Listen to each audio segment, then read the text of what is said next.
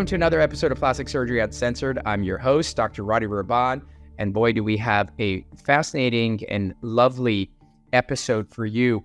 I am always honored, lucky, and blessed when a patient of mine has offered and is courageous enough to be on the show, because I think as listeners, I think the experience of learning is much more enhanced when there is other participants.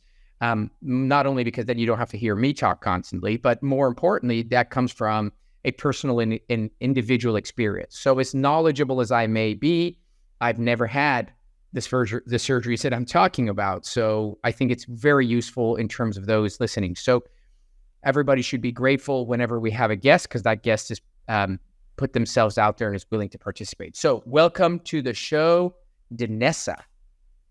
Thank you. Happy to be here. Okay. So Denessa, let's do a quick intro about who you are and where you are so we have an understanding of your demographics. So tell me a little about yourself. Well, my name's Denessa. I was born in Bakersfield, California. I am a nurse practitioner. I work in rural health in Wasco, California. I have a 17-year-old daughter. I am married for upcoming on 6 years. Fantastic.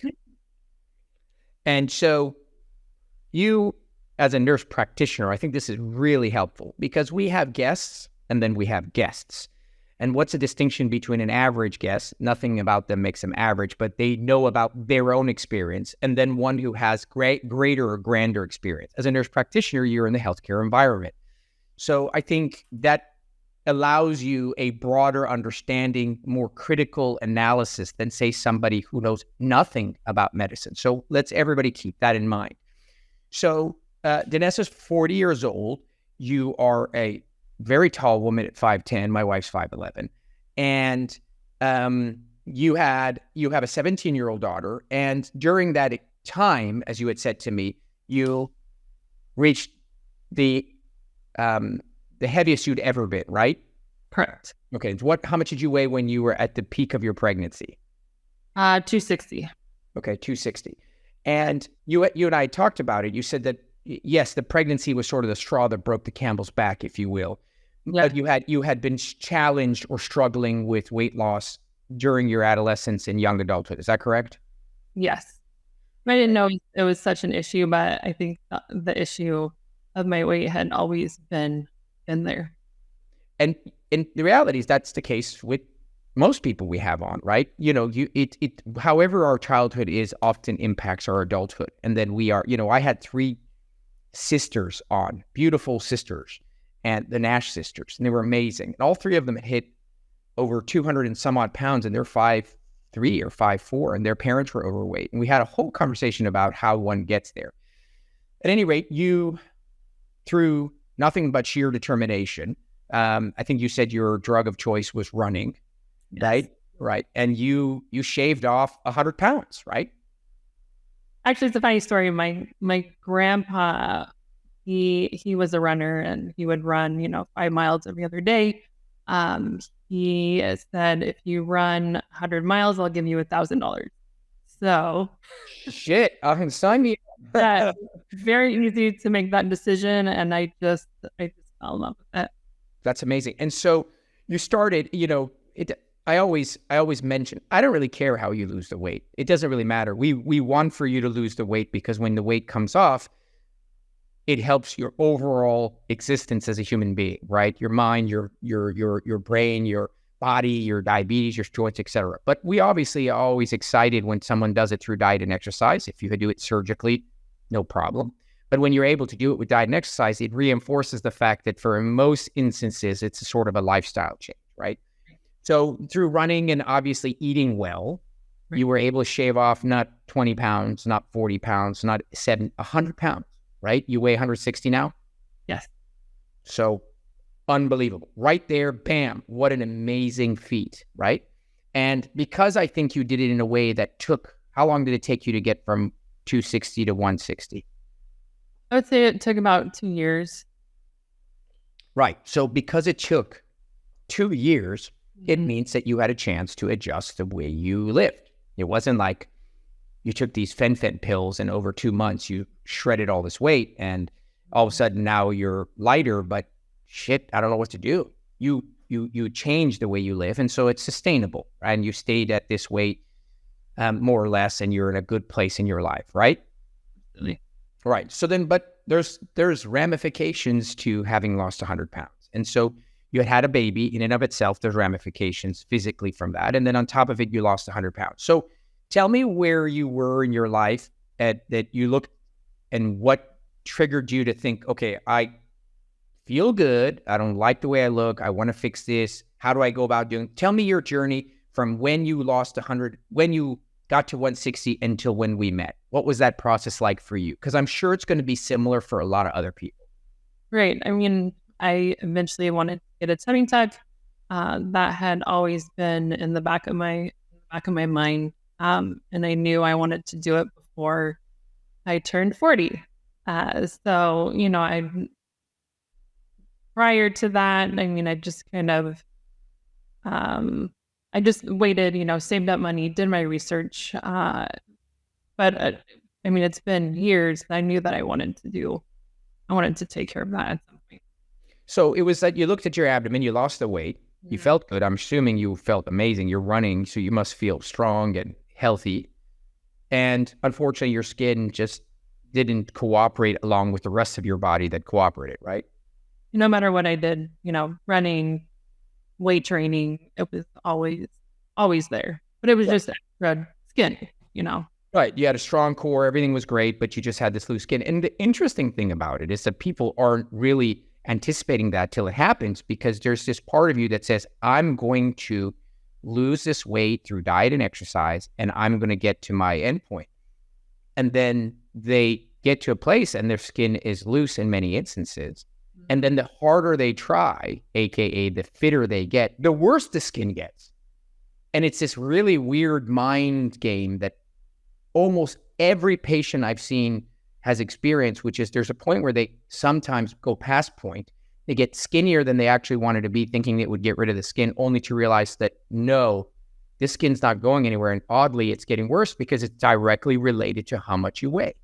And so the thinner and fitter and less body fat you have, the more skin you have. So, okay, so that was said. You knew it was happening. You had this target goal before I'm 40. You're obviously a nurse practitioner, so you know enough about medicine. So you get on a computer, you start doing homework. You live in Bakersfield. Right. So you didn't go down the street. Why not? Yeah, I'm not gonna do that. I know where the best surgeons are, so that's where I started to do my research, and I think a lot of that you can do on social media now. So I literally typed in best surgeons in Southern California, and started to follow Instagram. And what were you looking for as a patient / medical professional? So here I am, a woman. I'm in Kentucky.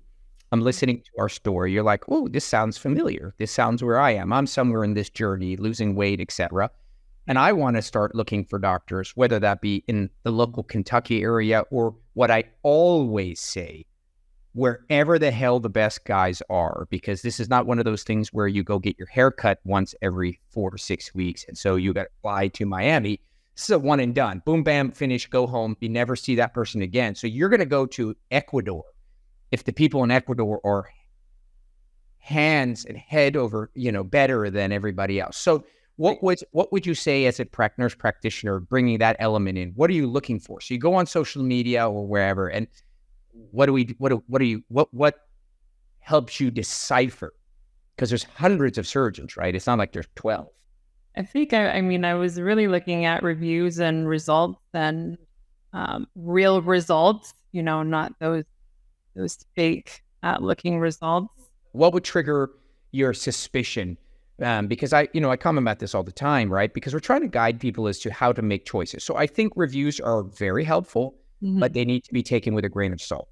Right. Why? Because they're not, you're unable to really authenticate them, right? So if you're hearing all this like, oh, Dr. Smith is wonderful. He walks on water. Oh, Dr. Smith saved my life. But there's no real detail. No one's mentioning the office staff. No one's mentioning anything that's like, that person sounds like they know it. So that's concerning. And conversely, if you hear all these negative reviews, but they don't really have any merit, because, you know, anyone can manipulate those reviews, but you're looking for patterns. They're helpful. What is it that you thought made a result look, oh, that looks really good versus that looks fake? What you said you were looking for real results. What did you look at and say, nah, that doesn't look right? Well, meaning, you know, like somebody doesn't look like a completely different individual after, you know, they get this surgery done. You mean they're half the size of the person that were before? Right, exactly. That their belly button is in the correct place, that it looks, you know, natural and real. Of course, scar placement, you know, that's pretty important. Right. You just hit on three really key things, right? You're looking I mean, at the end of the day, each procedure, a nose job or ear pinning or face, has this sort of telltale elements that make it real, natural, and holy crap, that looks terrible. So you hit them. One is belly buttons, right? Ugly, gnarly, weird looking belly buttons are a dead giveaway, right? You go to the beach with your kids, you're at a pool, whatever. 2, scar placement. Like, wow, that's really odd. Denessa's always wearing these really midriff, like bathing suits. Why do they halfway cover her belly? Yeah, because there's a scar that's like 2/3 up her belly. So you want one that's low. And then that weird, fully super tight look that looks like saran wrap, you know, overpulled look is the other thing you were mentioning. So yes, those are all very key components to the distinction between natural and not natural. Mm-hmm. So, all right, you go online, you do your homework, you identify multiple surgeons, or you identify one surgeon. I mean, you obviously ended up with me, so we know that we know how the story ends. But honestly, you were the only person that I ever had a consult with. I know that's terrible, but I mean, I just knew it from that one meeting. No, I don't think it sounds terrible. I think each person goes through their own experience. Some people need to see 5 people before they feel safe, and some people are like, no, I got the gut. I know. Right. So, all right. One of the things that I think is critical is you got up and you left home. So you left Bakersfield. And so a lot of people are going to say, oh my God, you did a body lift, which we're going to get into. It's a big surgery. You did it away from home. Was that frightening? Was it, you know, because at the end of the day, it would be lovely if you can do it down the street. It would be nice, but it's not necessary. So do you think that the element of, do you caution people for traveling for better surgical results? Do you encourage it? What do you think? Oh, I encourage it. I mean, if you want the best results possible, you're gonna take the effort to travel and, you know, stay there during your recovery process. Like, that's just, I would much rather take the time to go to a different city and make the effort to recover there than, you know, go down the street and get something that I'm going to regret for, you know, the rest of my life. Right. So what you're saying is that there's no shortcuts. And that's what we always say constantly, right? There's no shortcuts. You'd like it to be quick and easy. You'd like it to be painless. You'd like it to be effortless. You'd like it to be super cheap. But this is massive. I mean, someone is going to operate on you and change your body forever. So I don't think it's unrealistic or unreasonable to think that you would have to go out of your way a little bit and be inconvenienced. So that's great. Okay, so you decided to do the surgery. You and I met. And after meeting with me, I said to you, you came in hoping, wanting, thinking, wishing for a tummy tuck. And I told you what? I think you initially started with, you know, how much have you weighed before, you know, how much weight have you lost, etc. And you said that I had 2 options. And I was like, what does that mean? 2 options. Here we go. Behind curtain number 1. So the first option was what I thought I needed, which was the tummy tuck. And the second option was the body lift. And when you said those words, I was kind of like, you know, I was a little thrown off. That's definitely not what I thought that I needed. Sure. So you took the time and you made these markings on my body. You know, you lifted up the skin that was there, and I honestly didn't realize how much skin, that extra skin that I had. that for best results, front and back, that I needed, and sides, that I needed to take that extra step and get that full body lift. All right. So what you said is not uncommon. I see people all the time. And what we need to do for patients, and which I wish people would do for me in life, is just lay it out there for me. Right. I wish my pool man would do that. I wish the guy who built the gate in front of my house would do that. Hey, here are your options. Option 1, 2, and 3. This is 1, this is 2, this is 3. This is what I suggest and why. And here are the reasons I don't think the other ones are not good. Then, with all the information available, I'll make the best choice for me. And then I will be absolutely okay with whatever the outcome is, because I made an intelligent and informed decision. What happens every day is people, especially in medicine, tell you what you need or they think you need, and that's it. Or what you want to hear. Yeah, well, that's the worst. They tell you what you want to hear, or they tell you what you don't want to hear, but then don't explain you why. And then that's all you have. So yes, we met, and it's not uncommon because, listen, you're an in-betweener. What does that mean? You had one child, so you had a little bit of mommy elements, and you lost a lot of weight, so you had a little bit of what's called weight loss, massive weight loss elements, right? So you're fit and you're tall. So you're not the classic standard body lift patients you see online, which is you have loose skin that's so prevalent and so obvious that there's no way for you not to know that. You came in and yes, your abdomen was unarguably the main event. Mm-hmm. But the reason why I told you that a body lift was necessary was not because, oh, that's more expensive and that's good for me. It's because when we fold and remove the loose skin of your abdomen, because your abdomen is connected to your thighs and your thighs are connected to your butt, there is a transition from tight to loose. Like we have to stop somewhere. There isn't this arbitrary transition, boom, we're done. So the front of you is super tight and your thighs and your butt are whatever they were for someone who lost 100 pounds. And so when I would bend the skin and I would roll it outwards, you and I could see that while it wasn't a tremendous amount of skin, it was enough skin that I believed you would be dissatisfied. That's the key. You would be dissatisfied. It would be like having a Ferrari with 3 wheels.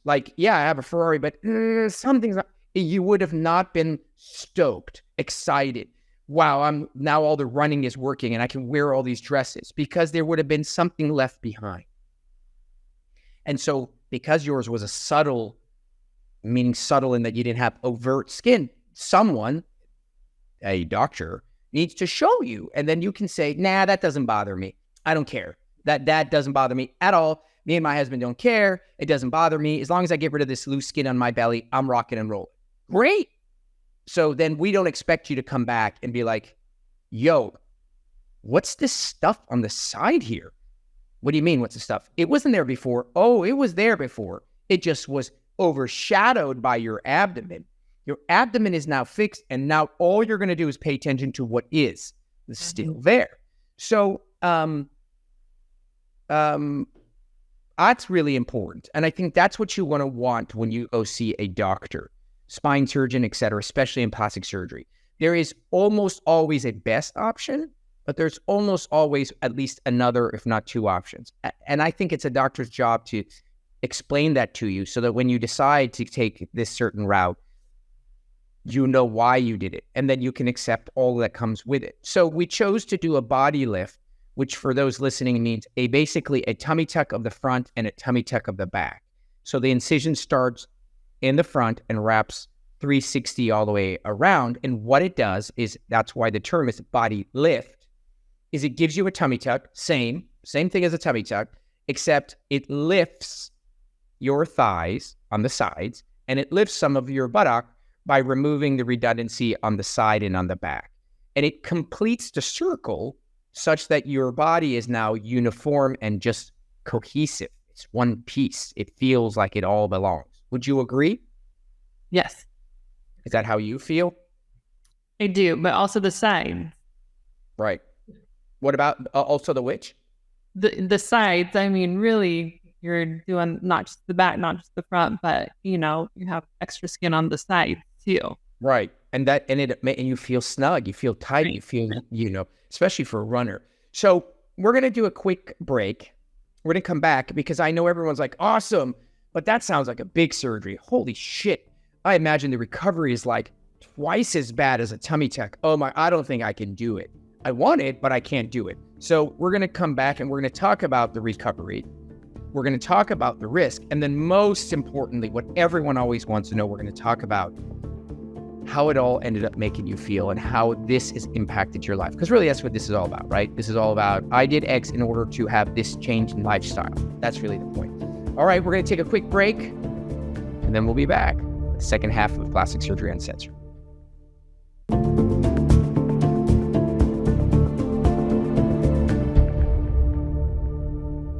Welcome back to the second half of Plastic Surgery Uncensored. We are diving deep into the Bodylift experience with Denessa, my wonderful patient, who is doing a great job because, she's a little anxious about this whole podcast thing. And I'm telling her she's awesome. She's a regular. We may even have you as my co-host moving on. Okay. Wouldn't go that far, but thanks. Okay. All right. So people are like, tummy tuck, it's awful, painful, horrible, hunched over. Oh my God, you're going to do a body lift? That must be like tummy tuck on steroids. And I try to tell people that it's not that way. Or let me rephrase that. It ought not be that way. Tummy tucks are not a walk in the park. But by no means are they, as they are described generally online, as in this horrific, unbearable experience in which you basically are just suffering for 2 to 4 to 6 weeks. It just isn't that way. And I have had hundreds and hundreds of patients write testimonials and confirm that it can be reasonably tolerable and pretty straightforward. So people are like, oh, I do a body lift, but there's just no way I can tolerate it. I think I'm going to die in recovery. So what's your experience? So yeah, I don't think it would, a tummy tuck would be much different. The only real pain that I had was in my stomach or my abdomen. Right, which is the tummy tuck part, right? Right. I had no pain in the back of me. I wouldn't have even known that I had incisions, from the side to the back unless, I knew what I did. So I was in pain for the first couple days, and it was a lot of like cramping type pain, but you provide medication that helped relieve that pain and helped you through those first couple days. And honestly, I don't think I wouldn't have known that I had anything done, but besides my stomach and my abdomen area. Right. So perfect. That's what I tell people.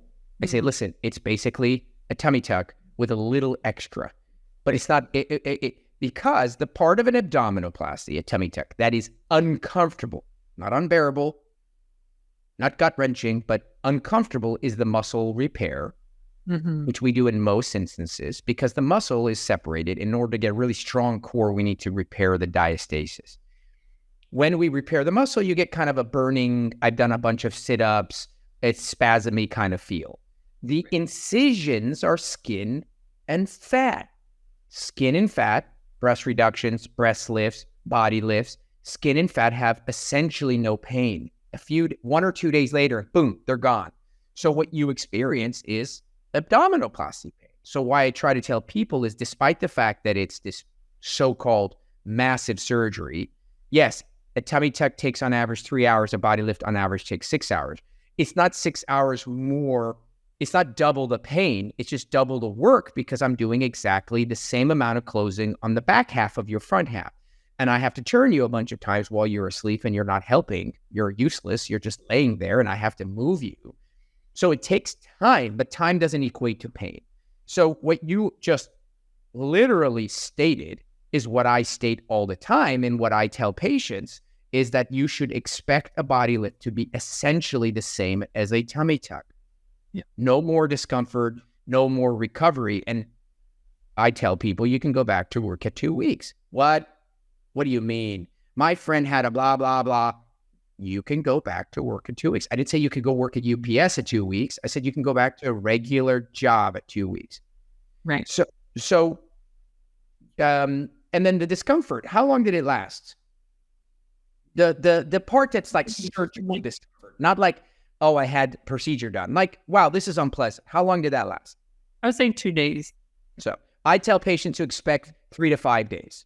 And I tell that because I want to be overly cautious. Right. But I really think the overwhelming majority of patients say 2 to 3 days and that sort of burning feeling went away. That is, by the way, manageable with medication. Yeah. So that's why we tell you by the end of 1 week, you feel okay. Oh, yeah. You don't feel phenomenal, but you feel okay. And by the end of second week, you feel like, I feel pretty okay. I'm not going to go run a marathon, but I don't feel like a truck ran over me anymore. That's the average patient. So, and let's talk about your recovery. So, because everyone's curious about this body lift. Like, I can tell them it's exactly the same as a tummy tuck, more or less. So, you had a body lift. How was your recovery, let's say, from week 1 to week 6? Because after 6 weeks, I do what? I tell you to go live. Like, go play tennis, go hike. So it's irrelevant. So 1 to 6 weeks, what was the recovery like? In the first week, of course, first 2 days are not that much fun, but manageable, with medication. By the end of the first week, I was, I had to be hunched over, but I was up, not doing chores or being super strenuous, but moving, to the bathroom, to the kitchen, still resting and doing what I was, told to do. The second week was when I think I started to feel really good. Second week?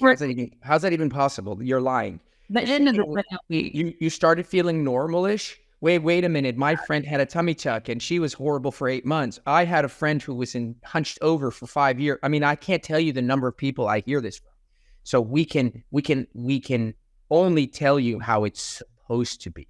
And by the end of the second week, you're supposed to start feeling pretty good. You had mentioned we keep you hunched over. We keep you mildly hunched over the first week because we're trying to decompress and remove tension off the incision, not because you're so tight like everyone else who does the surgery, but because we want the blood supply at the end to be okay. Literally at the end of the week, I tell you to stand straight. Yeah.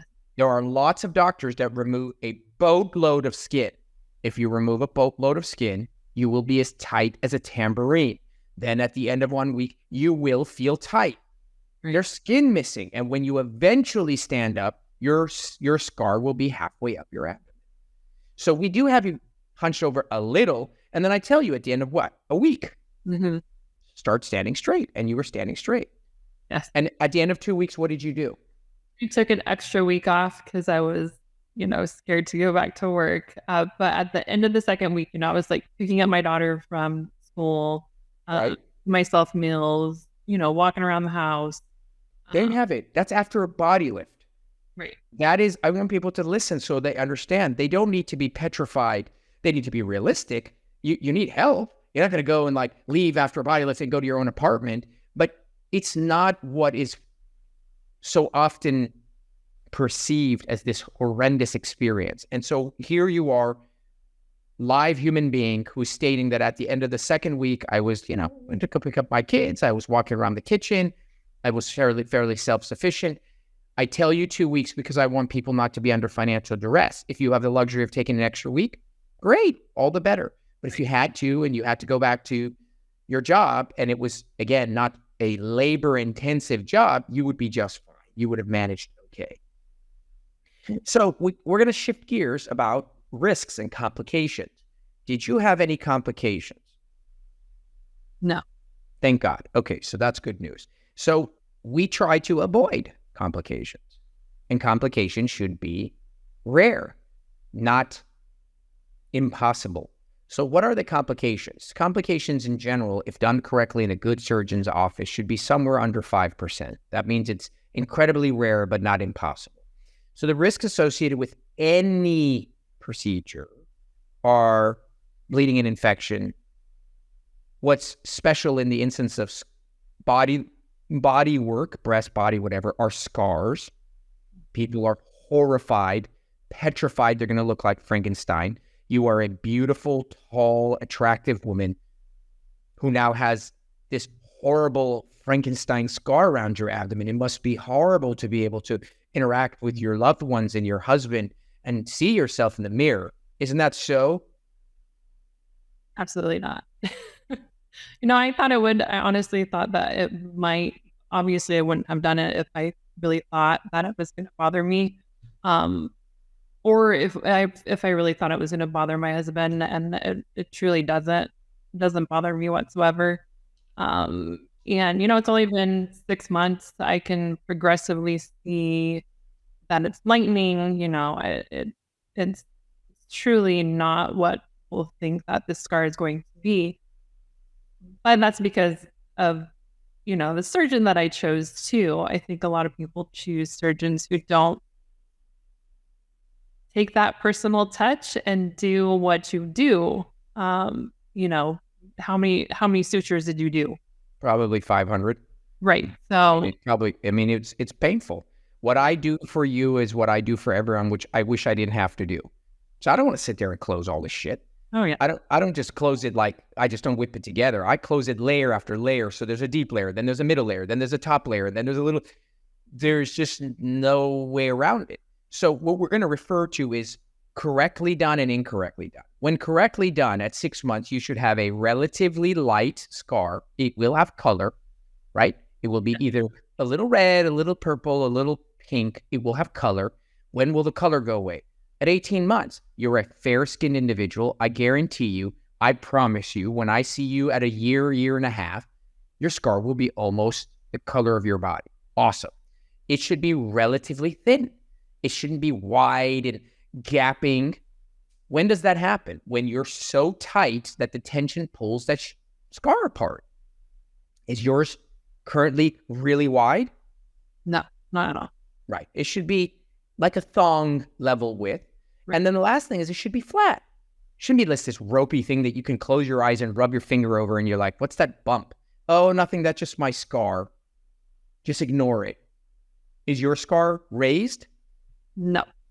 Okay. So you have a good and appropriate scar, which is on its way to healing, which will be healed at 18 to 24 months. Alternatively, you do this procedure. You get rid of that flap of skin, all that stuff that you hate. Yes, it's a good trade-off, but then you're traded off with some gnarly barbed wire looking scar. It's arguable if that's a really good trade-off, because what you're doing is you're exchanging one insecurity for another. Right. And if that was the only way, then it's the only way. Like my wife's had 4 spine surgeries. She's got these large scars on her back. There was no other way. So it was what we had to do. But if there are alternatives, which is like, I don't have to have a heinous scar, it could look good, then that would be ideal. And there is absolutely, you hit it on the head, no shortcut. There's no magic cream. There is no laser. There is no nothing. I don't care what anyone tells you in the universe. There is nothing that will replace a diligent, time-consuming, conscientious closure. And no one will do that but your surgeon. They just won't. And it's time-consuming. That's what it is. So scars are a real concern. And then there's the dreaded necrosis. Dun, dun. That's when the really not ominous music comes in. Dun, dun, dun. So what the hell is necrosis? It's ischemia, necrosis, or fancy terms for dead skin. Blood supply. Blood, it turns black. Gangrene, dead toe, it's not alive. Whoa. What could die? The belly button can die because you're cutting around it and moving it to a new location. And your scar edge, right above your scar, can die because the blood supply is not really good there.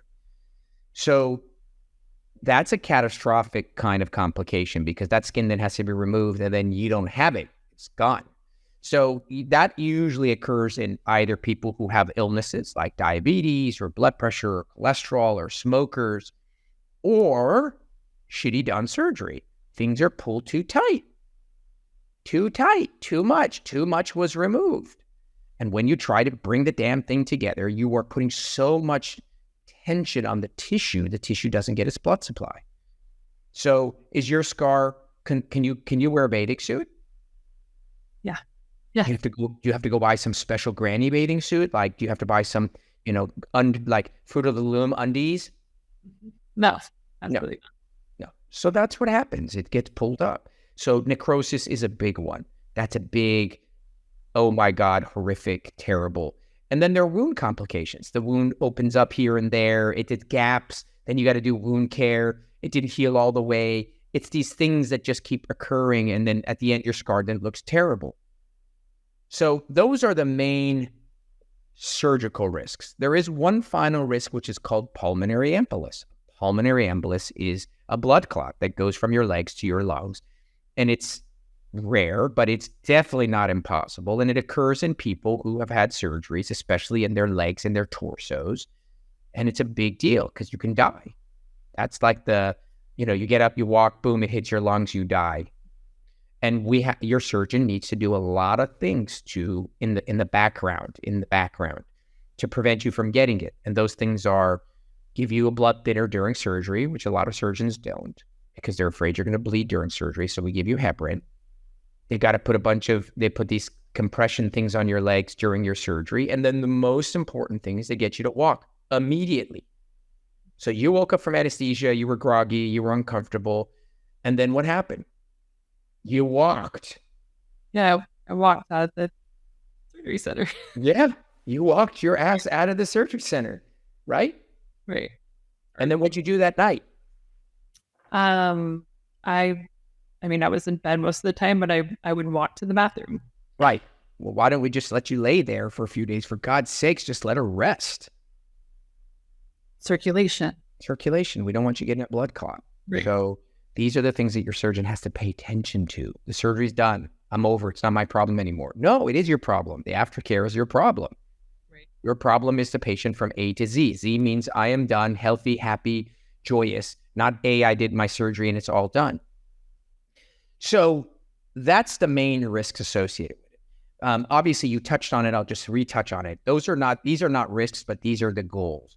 Ugly belly buttons are top number one screw up of surgeons with tummy tucks and body lifts. Ugly belly buttons, round, big, disc shaped, slit-like.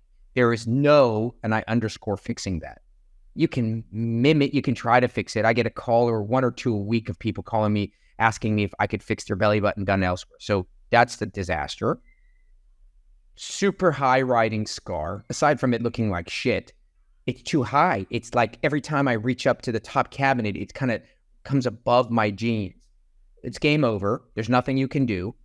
You can never, ever bring it down. You'd have to have 2 more kids or gain 100 pounds for you to be able to fix that. Dog ears. Dog ears are like weird skin excess things on the sides. I wear a certain dress and it kind of like lumps out. Those are all the sort of aesthetic faux pas. They're not medical dangerous things, but they really ruin the goal and the aesthetics. All right, and we're going to wrap it up here, but we're going to wrap it up with the most important thing. What's the most important thing, Denessa? I feel great. That is the most important thing. I want you to reiterate that nice and loud and with confidence. I feel great. Right. That's what we did this for. That's what the podcast is for. That's why you went through this journey. That's why you spent this money. That's why I went to surgery and operated on you. We did all of this shit, not for you to look great. We did all of this for you to feel great. It turns out that in this instance, when you look great, you feel great. So if we did all this and you weren't great, what a complete total waste of time. So people want to know how you feel. How has this impacted your life? How does this impacted your interpersonal relationship? I am a huge fan of how this impacts people's relationships with others because it's a selfish thing, right? You're doing it for yourself. You didn't do it for your husband. You didn't do it for your 6, 17. You didn't do it for anyone but yourself. So it's selfish. I do it for myself, which is totally cool. But it affects other people because you affect other people. So tell me a little about all the good stuff.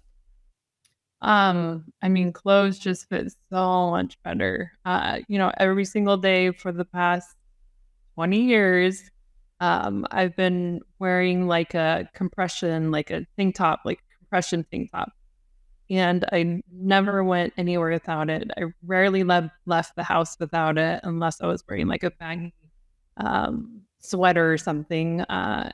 And I could have gone without it, but that was just my personal choice. I didn't feel comfortable without it, and I haven't had to wear it once since I had my surgery, and that feels really, really good.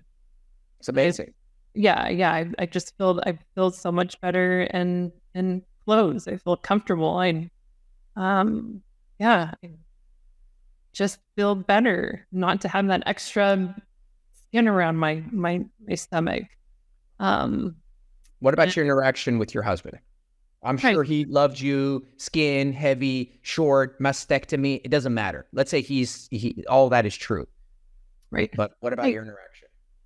That interaction, I think he's of course, yeah, he loves me regardless. He would have loved me if I didn't do it. But my self-esteem has helped our relationship.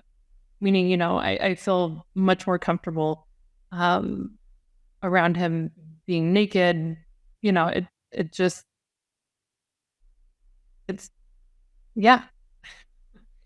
You have said what I have heard 100,000 times, which is my partner loves me either way, but my relationship is better not because my partner sees me differently, but I see myself differently, which then allows me to be more comfortable around them, which indirectly has enhanced our relationship. So it's almost always the change that comes from within. Mm-hmm. It isn't like, wow, you look so good, honey. Now I'm more attracted to you. It's more like, I feel so great. I feel attractive. And then you are.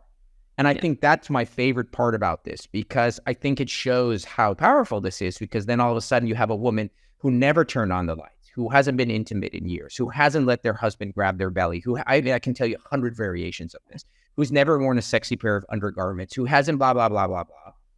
All of a sudden, literally overnight, I mean that within a couple of weeks, bam, it's changed. And you are released of that burden. And it's a big, big component. And this just happens to be the Bodylift journey. It could be the nose. It can be whatever. So last final recommendations. So I always like to get recommendations. I am a man or woman sitting somewhere listening to this podcast. I have either about to undergo my weight loss journey, or I have had my weight loss journey. What are your recommendations to us? Start saving your money and start doing your research. Okay, I like those. Save money. Why? Because it can be inexpensive, but if you want it done right, you're gonna have to shell out some money. It is expensive. It's expensive. Right. It's expensive in that whatever it is that you can get from Dr. A, who's okay, is going to cost more from Dr. B because he or she is better. So it's expensive.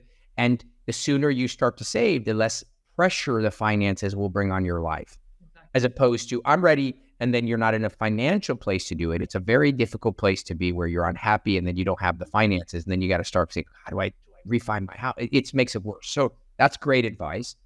And then you said start your research. How long in advance did you start research? It was a few years. Or, I mean, I've had this on my mind since I was in my 30s. So, I mean, I would say probably 10 years. So you're suggesting research at least a few years? Yes, at least a few years. Obviously not 10 years, but, Yeah, but we've heard that a lot, right? A lot of the patients I see, these are not impulsive decisions. They're not like, you know what? I saw this ad with you in it. It was really, I was watching the Super Bowl, and then there was this blimp and you showed up. I was like, you know what? I need a nose job. Yeah. That's just generally not how this goes. It's one of those things that I've been perseverating, contemplating, researching for 2, 4, 6 years. I've been following these number of doctors, and I think I'm ready. So those are great, great pieces of advice. Well, awesome. What do you know? You've survived 40 plus minutes of dialogue. You should feel proud of yourself. That's awesome. Yeah, trying my Yeah. best. Yeah, well, you did a great job. And I think for most people, having these conversations is it's something they want to keep private. I, education is important, and obviously I'm a nurse practitioner, so the more you can educate people and get other people's opinions and get opinions from people who have actually been through it, I think that's really valuable. And I hope that I was able to do that for some people. Absolutely. I assure you, because the reality is that it just takes one person's iteration to make sense to you, to unlock the journey for you. And you don't know who that's going to be. You don't know which review, which photo, which dialogue. So you just put it out there. And the thing is, my philosophy, the overwhelming majority of information out there is shit. It's misleading. It's manipulative. It's marketing driven. And I think that people have great potential to have great outcomes if they're just given the right information. So all we can do is just, if you and me are both in medicine, and you, of course, are a journey-driven individual from having had your experience, all we can do is put it out there. And I think we did a great job, and you were awesome. And as always, I'm always grateful, because, everyone wants to just do this and move on. Nobody really wants to share their story. It's private, but it really makes a huge difference. So thank you very, very much. All right, guys. That's it. That's a wrap. That's the episode. So a couple of things. As always, if you enjoy the show, please go write something positive. Go write something nice. We really appreciate the input, the reviews, the comments. I look at all of them. If you have nothing positive to say, please don't write anything.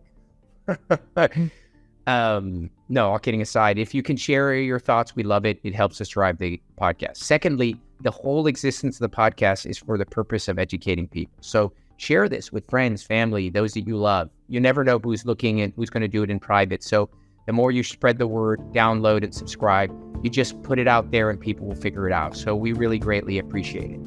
And then join us next week on the next episode of Plastic Surgery Uncensored. Until then, have a wonderful week.